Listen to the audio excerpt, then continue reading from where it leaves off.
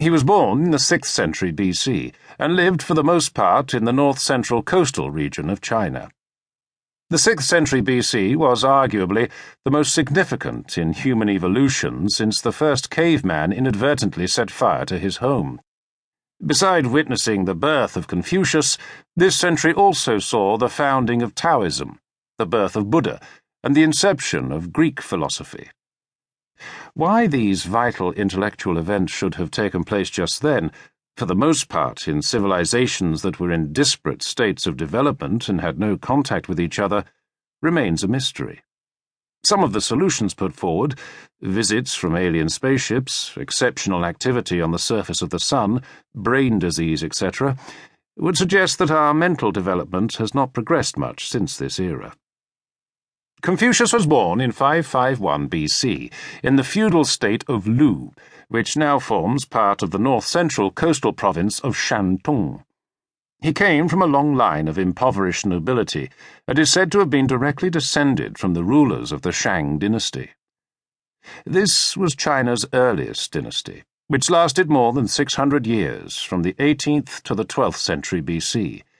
It was said that the people produced azure pots painted with beautiful flowers and used pink cowrie shells as currency.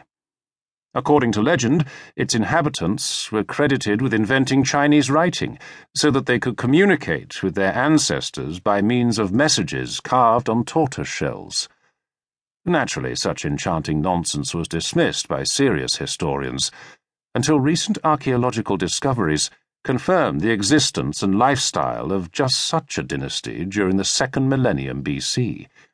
But unfortunately, no messages to early members of Confucius's family have yet been discovered among the tortoiseshell tomes.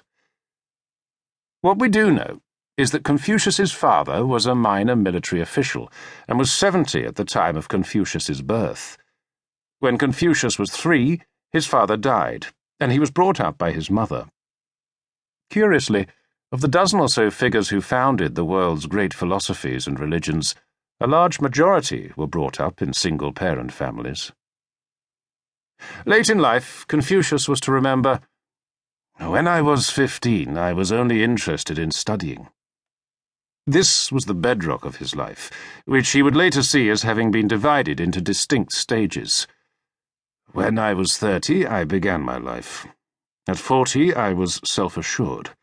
At 50, I understood my place in the vast scheme of things.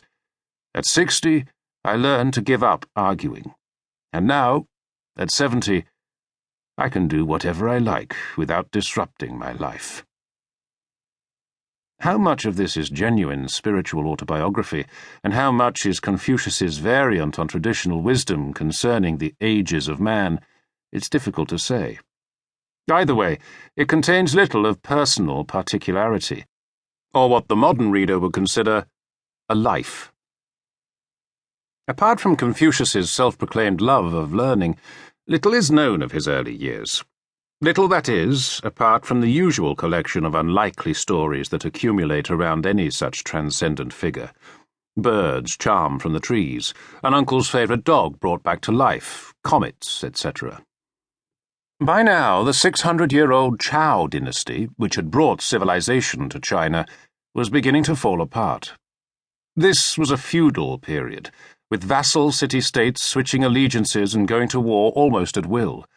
The warlords lived as warlords have always lived: massacre, famine, orgy, and the rest of the population merely made up the numbers so that their masters would not be reduced to less populous activities: murder, starvation, depravity. Human misery was rife, on the traditional Oriental scale, not witnessed since the Communist Revolution, which nonetheless managed to retain a few of the traditional miseries. This grounding in everyday horrors had a profound effect upon young Confucius. It was to give a toughness and practicality to his thinking, which it seldom lost. Confucius quickly saw that if such untold suffering was to cease, the whole notion of society would have to change. A society ought to work for the benefit of all its members, rather than be used merely as a pretext for the excesses of